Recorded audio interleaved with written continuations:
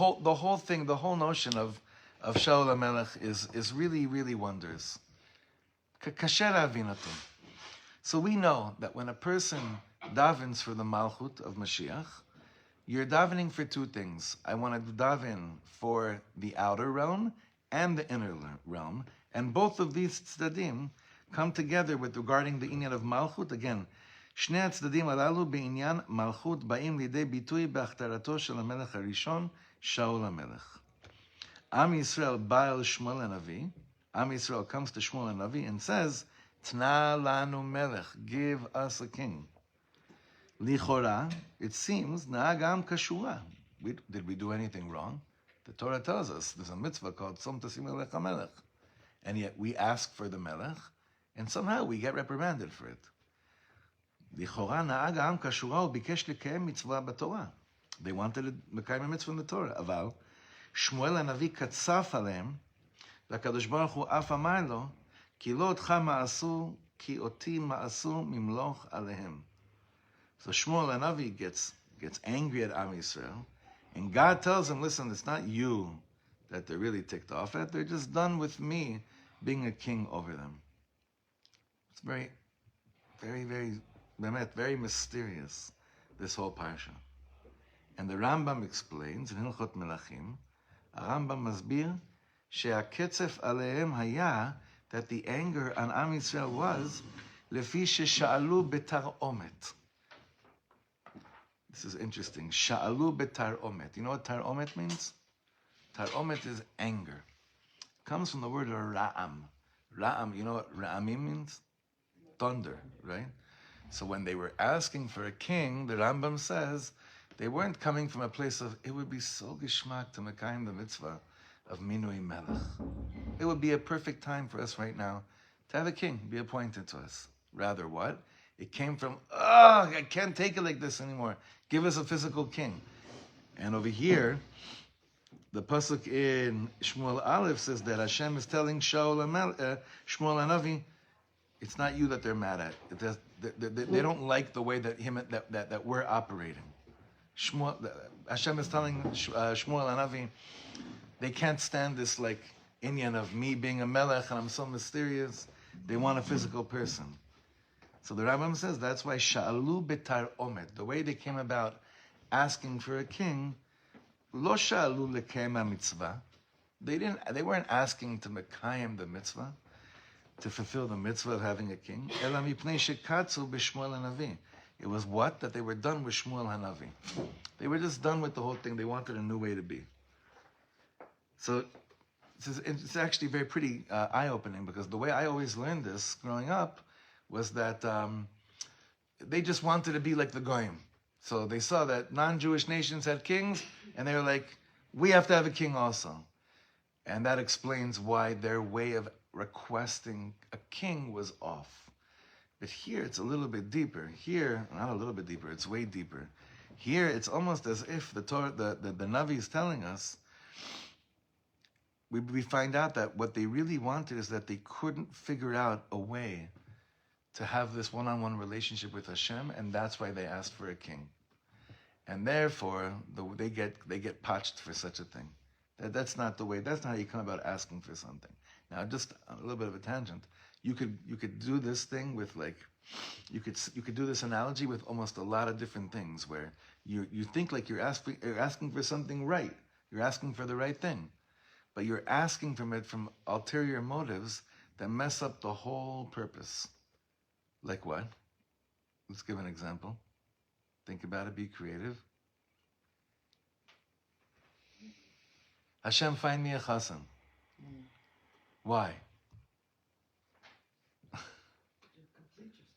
Alavai. What if that's not at all the story behind your request to find a mate? Because everyone else is doing it? Yes. Or give me a child. Give me a child, yeah. Give me a child. Why? Because this is already bizarre. Or a bunch of other, like that. Betach. That's a very important... You hear these? So, what am I asking for, Hashem? I'm asking for the kind mitzvah of Pru'avu. Where is it coming from? Where's the request coming from? So this is a big thing in Pnimius Torah, to ask yourself, why am I asking what I'm asking for? I was listening to Rav Weinberger on Friday, was giving a shmuz on this. A person who says, Shabbos, I want to sleep Shabbos. Why? Because Shabbos is menucha. Okay, why do you want to have menucha? Why do you want to have rest? Why? Start thinking about it. Why do you want what you want? And then the more that you ask yourself, why do you want what you want, you'll realize how much your ratzon is so outside, it's not inside. Why do you want what you want? So he was taking it to a place, whatever. You should listen to this year from Friday. I'm never going to try to give over exactly the way that I felt it when I heard it, but saying a person fresses kugel, tront, challah, hummus, and then he's like, listen, it's such a long week. Shabbos is menucha, so now's the time to rest, so I could recharge for next week. So I was already thinking, that's a problem because you can't prepare for after Shabbos on Shabbos, right? So shluffing on Shabbos afternoon with wanting it because it's going to give me koach for the next week is a no-no. Not that it's relevant to many of us with little children now, that these things are not mitzias, really. It's not really reality, but bichlal, like, why do you want what you want? Why do you want a king? Because the Torah says, but really, why do you want a king? Right? Yeah. So maybe you can correct me if I'm wrong. I feel like learning the mitzvah of appointing a king is a little bit murky in the Torah. Like it's kind of like you're supposed to. It's unclear, like that you're actually supposed to, or if you want one, here's how to do it. So. Right, it like leaves room. It leaves room for exactly what we're discussing. 100%. How do you want to go about it? So make sure that. I think that when the Torah leaves room for things like this, it's demanding of you to find out. Make sure, dig deep, and make sure why you're asking what you're asking for. There's a few mitzvot like this that are so confusing. Like Nazir and Eshet Yifat Torah. Are we wrong for wanting them? 100%. There are many like this. But I think it leaves the room, like it's b'chavana like that, to say to yourselves, check out for sure, bless you, why you want what you want. Learn this deeper. Like, is it making closer with Hashem, or is it disconnecting? It could be that actually what I'm asking for, the way that I'm asking for it, is actually pulling me away from Hashem. And you're saying to yourself, but this is a mitzvah. How could it pull me away from Hashem? You know why? Because the other side, it doesn't hang out like the Sitra Achra, the energy. It doesn't hang out with thieves and Rishayim, because that's an easy cross out. This is not good for me. The dark side usually hangs out right in the area where it can either look really holy or not. It's like ego versus your soul, kind of. Betach. If it's coming from my ego, selfish reasons, or I want versus for a pure intention from my soul. Right. It's like you gotta keep asking yourself that question. All the time. And you can be doing the exact. You could be doing the exact same. That's the trick here. You could be doing the same exact thing, and yet if it's coming from that place, you'll get reprimanded, and if it's not coming from that place, you'll be welcomed into Gan Eden. And I feel like this mitzvah of asking for the king, when it comes to Melech Hamashiach, is like literally the epic, the epicenter of this tikkun, of this birur, to make sure you really want to know, why do you want what you want? So a lot of people will answer, well, I'm asking for Mashiach. Why do you want Mashiach? Imagine if we actually ask people why they want Mashiach. How petrifying that question is. It's a very petrifying question. Because you want to make sure that you want to make sure that what you're saying is for the right reasons and not the wrong reasons. What kind of reasons do you think that people would give? I don't think. Right. I think that people would be shocked. People would be shocked when they'd hear themselves and be like, I can't believe I just said that. But if I really said, okay, now, quick, you have 3 seconds to answer. Why do you want Mashiach?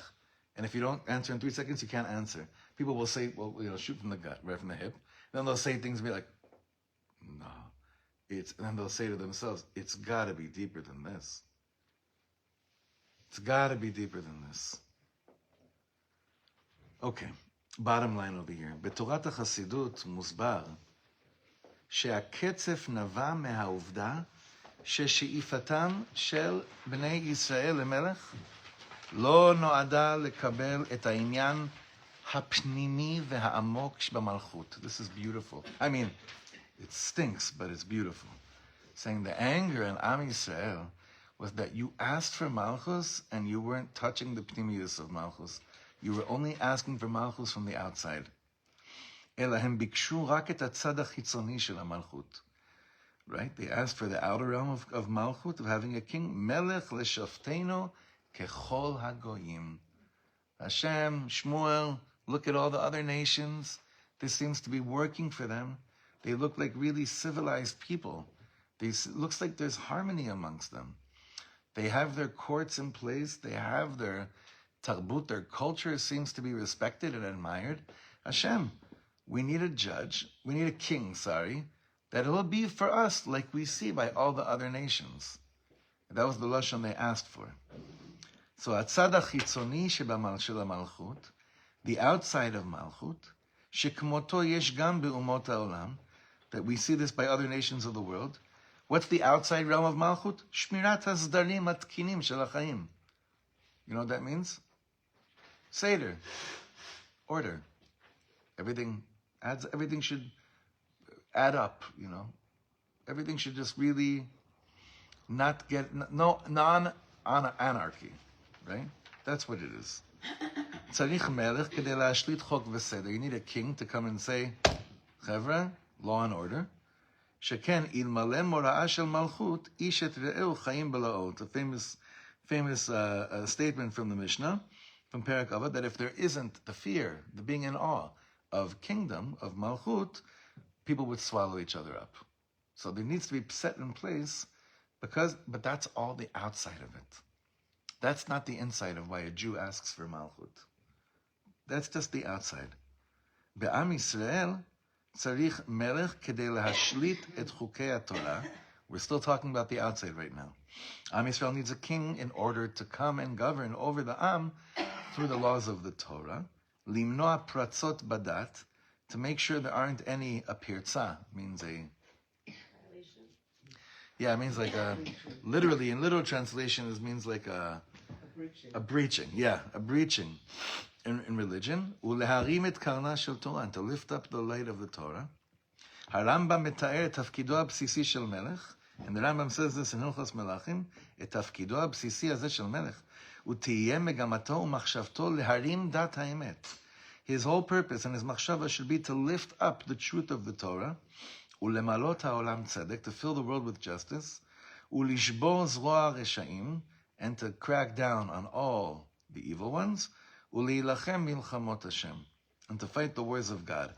That is all still on the outside. Do you realize what we just said right now? These seem like pretty deep things, no? And yet that's still on the outside.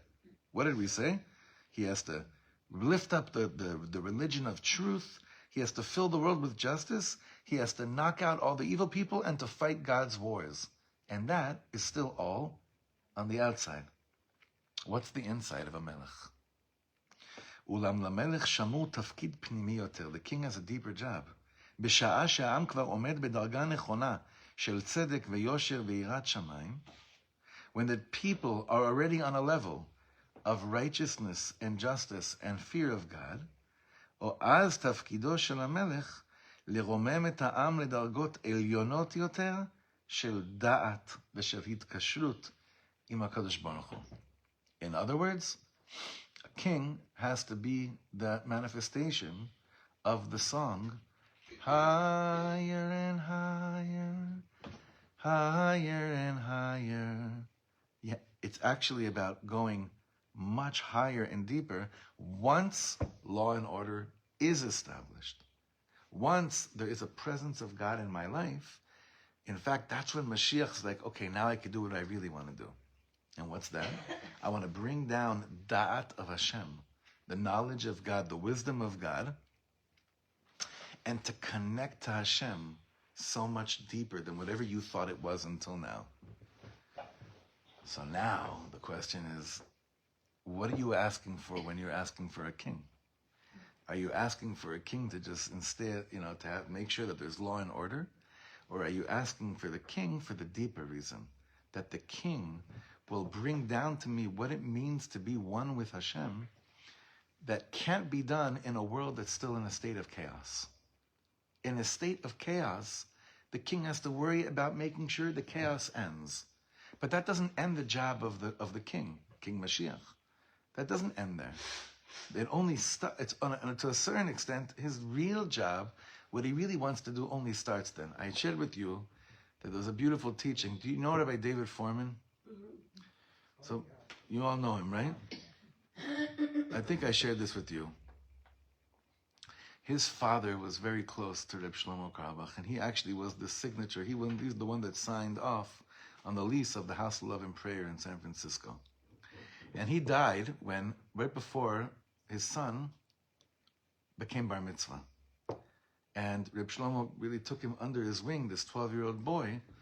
And I found a recording a few years ago, and I didn't know who he was talking to.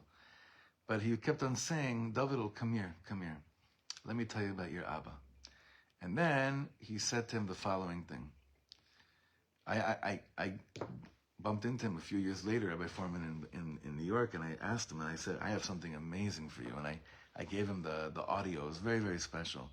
So he said that a bar mitzvah boy hears a bracha from his father's mouth when he becomes bar mitzvah. What's the bracha? Baruch sheptaranu me'onsho shelazeh. Which was interesting because I actually saw footage of the Tatzpataniyot saying this a few days ago also. You saw this? They also, when they saw Agam, the last Tatzpatanit, leave, they all said a bracha, Baruch sheptaranu me'onsho shelazeh.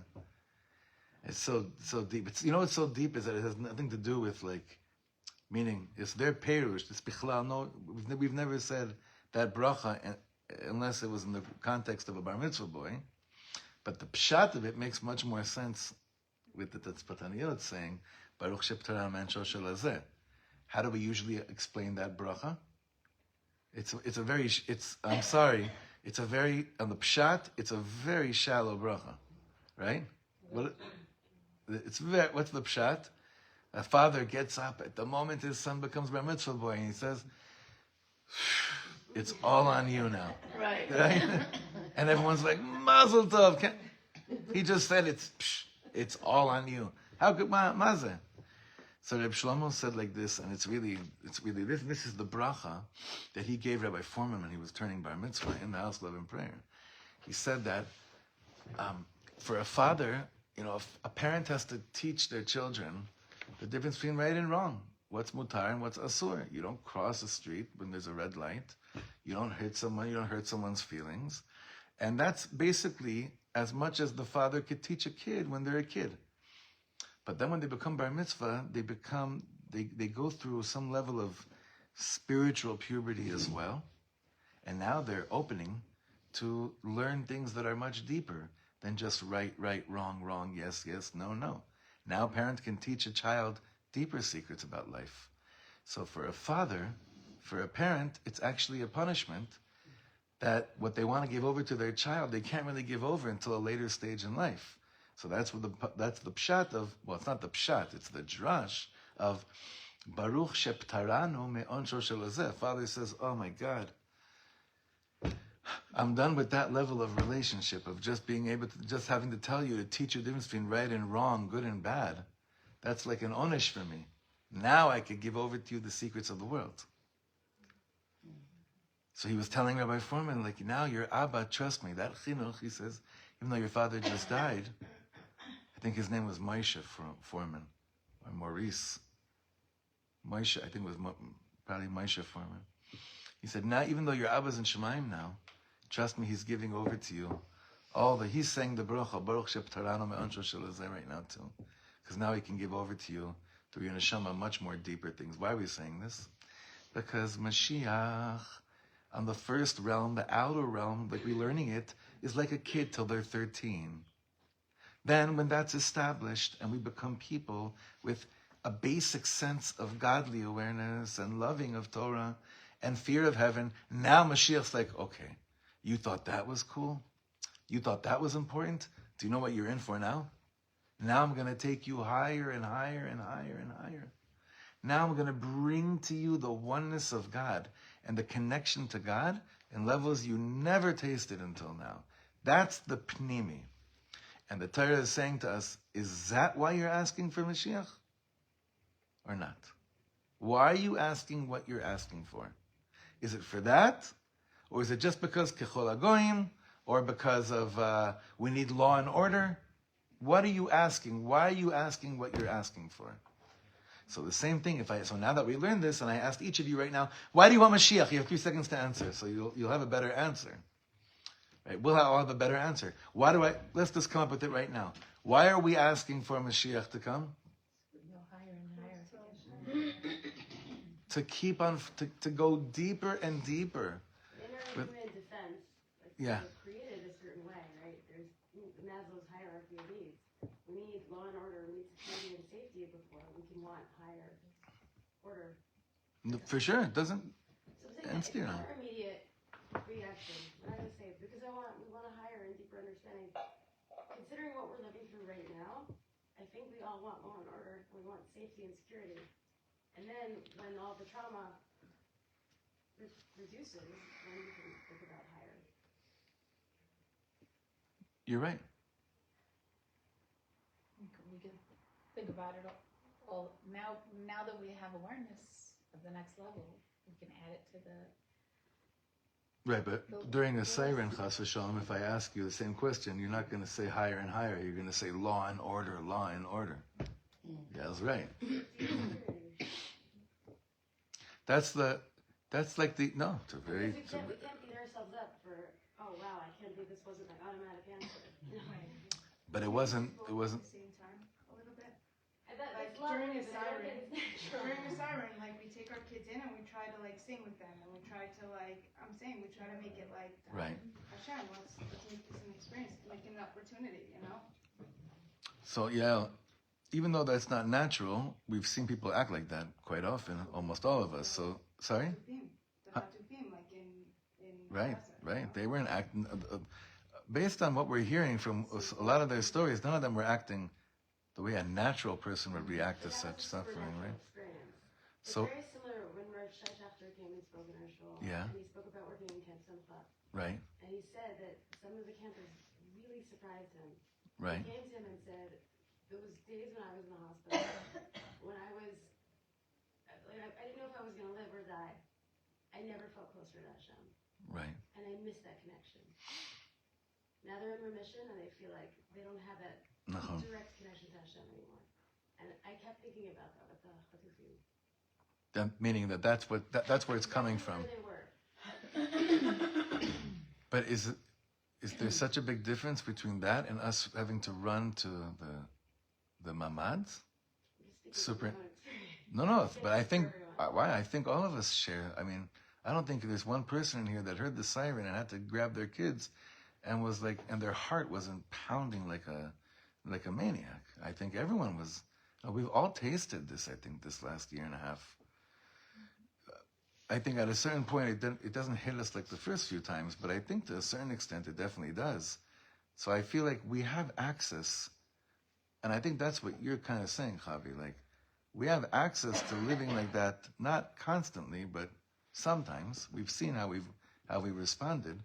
When things settle down a little bit, you want a connection with Hashem, you know?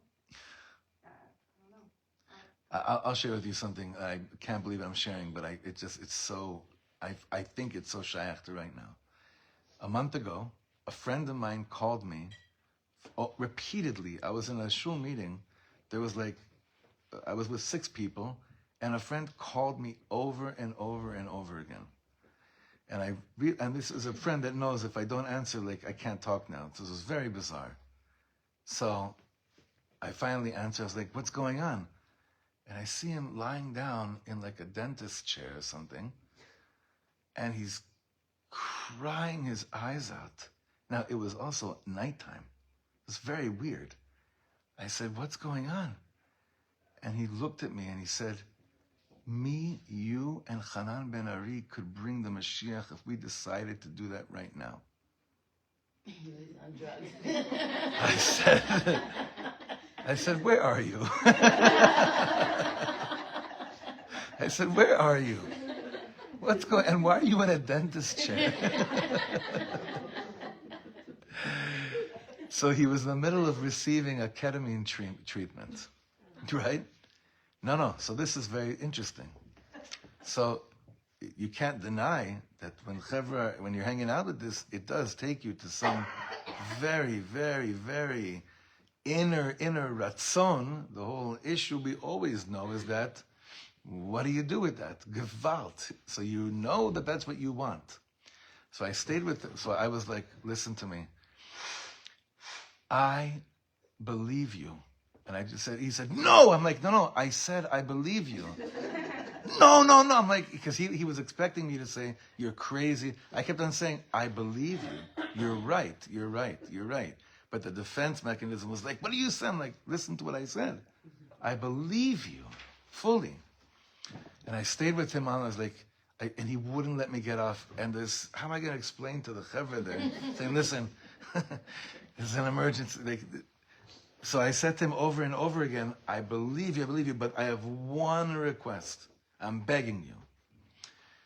I'm going to leave you right now. No, you can't. I'm like, listen, I'm leaving this conversation because there's 6 people waiting in the room right now. I don't deny what you're feeling 100%, and I agree with you.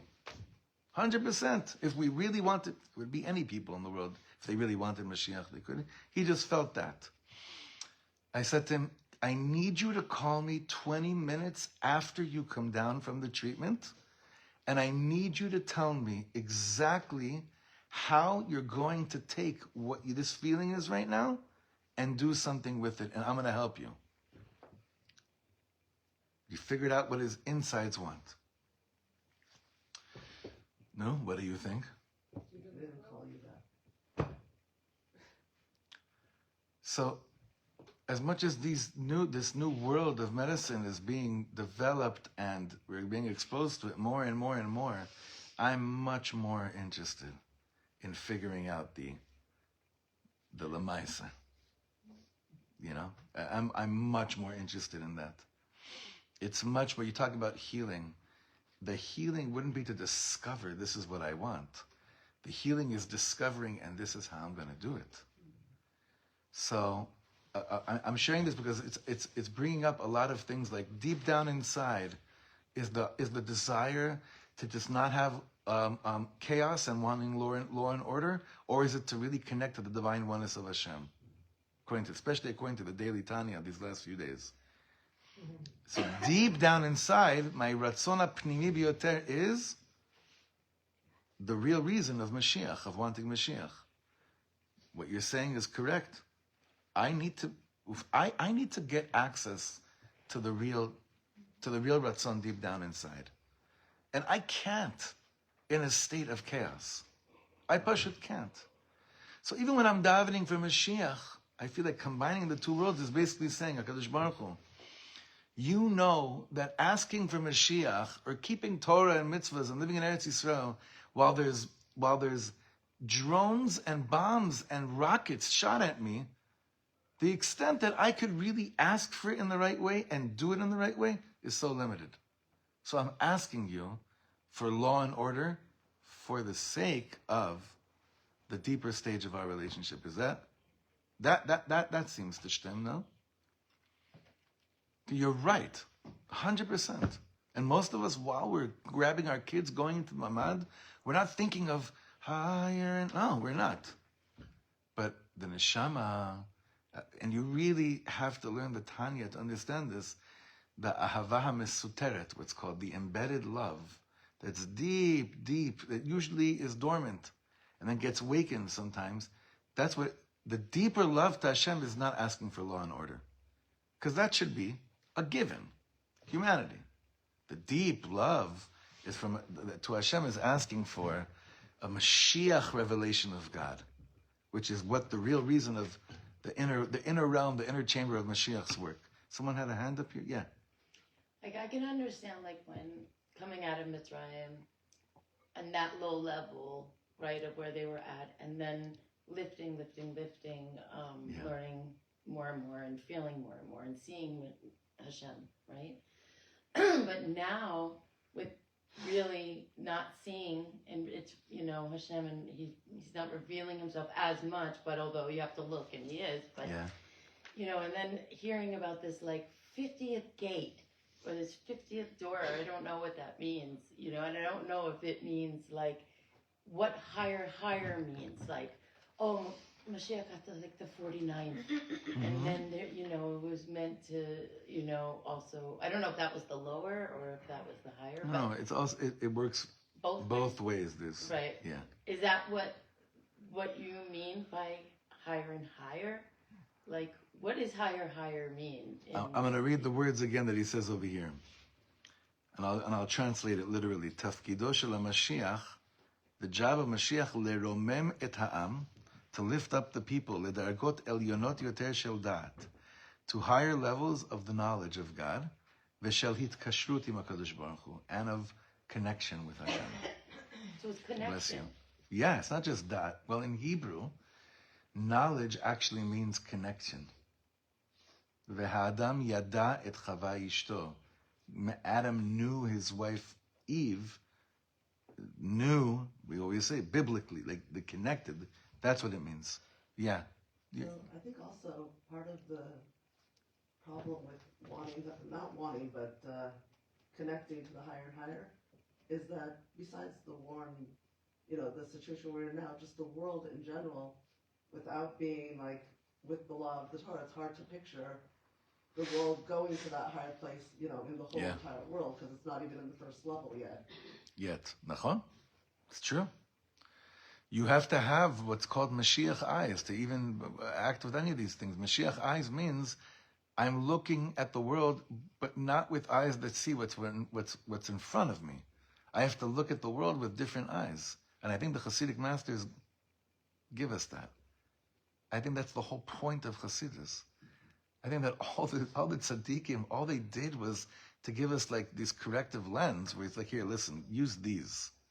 Because what you see in front of you is not going to make you yearn for more of it, or for more of what you see. It's going to make you despair.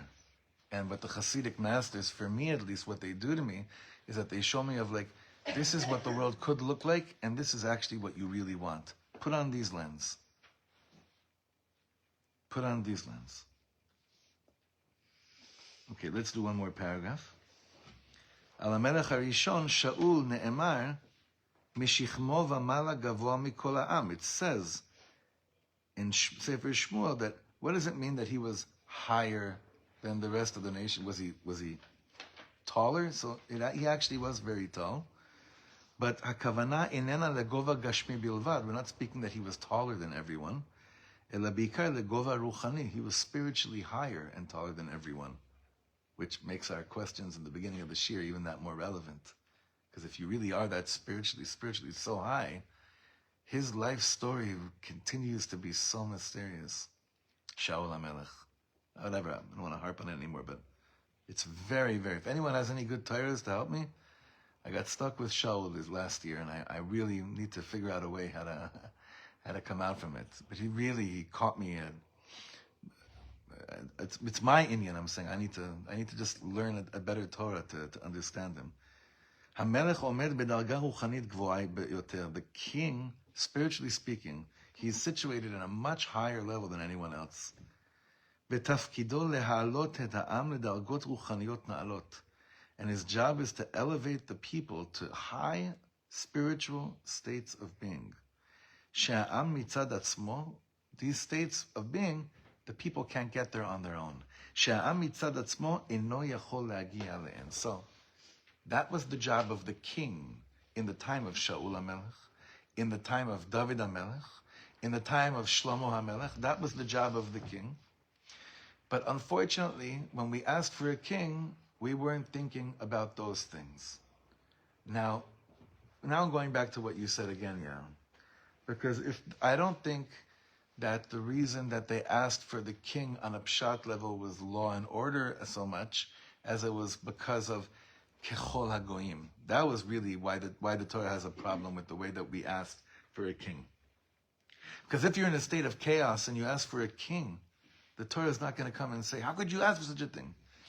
But if you're in the state of it's whatever, but I want to be like everybody else, that's where you have to bring a din v'cheshbon. That's where you have to bring a din v'cheshbon. So bottom line for today is like you see, will Mashiach have more? Will Mashiach have a gig once he comes and after everyone's redeemed? Oh boy. You know what excites Mashiach more than just coming and let you know the redemption has begun? All the other stuff that's waiting for you after redemption has begun. That's what actually excites, if I could say such a thing, that's what excites Mashiach more. It's like I'll end with this. I remember there was a Rebbe of mine in Shivat HaMiftar that you could see that in the beginning of the Zman, he got so frustrated during giving shir. And one morning I realized it's because he is waiting for us on the other side of this garden of knowledge. And in that other side of the garden of knowledge, he was waiting there to give us the most delicious fruits. Like the most delicious fruits. What's the problem though? Is that we had to get through the first part of the garden. And that was much more difficult and less exciting than the second part of the garden. And I actually wrote a poem about his frustration that morning. It was my first year back in Eretz Yisrael in 2002. And I had a year filled with poetry. And I had a little book with it, of all these different poems and thoughts and feelings, and very, very special. And it got stolen. It got stolen while I was doing a concert in the Beit Shemesh Festival. The guy had a little charat on the beginning because my number was in the beginning of the book, and he called me. Yeah, and it was like my first Nokia phone. I don't know how to save numbers, or remember the first ones, right? Like 2002, 2003, and whatever it was. I guess So he's out there listening. I want it back. There's a lot of secrets in that book too. I need it back. Please. All the songs. Listen, Ein, you fall down, you get back up. Sheva Yipol Tzadik V'kam. We're all waiting for you. But I remember thinking about this. So I was like just imagining now. It's like Mashiach's there, and it'll be everything that we've longed for. But then the private party begins once law and order is established. We should have the luxury of even thinking in that terminology, by there first being in our world that's still Mashiachless, an end to all terror and an end to all fear. And unfortunately, we're still kidding ourselves as a people living here. Eretz Yisrael got much, much, much more dangerous the last few days. With all the joy we have, with all these chatufim and chatufot coming home, we are setting ourselves up for it. It's only Mashiach that can get us out of this mess. Yeah. So Mashiach, please come, and hopefully we'll want you for the better reasons, deeper and deeper every day. Just come and we'll figure out the rest. I feel like that's what. Yeah?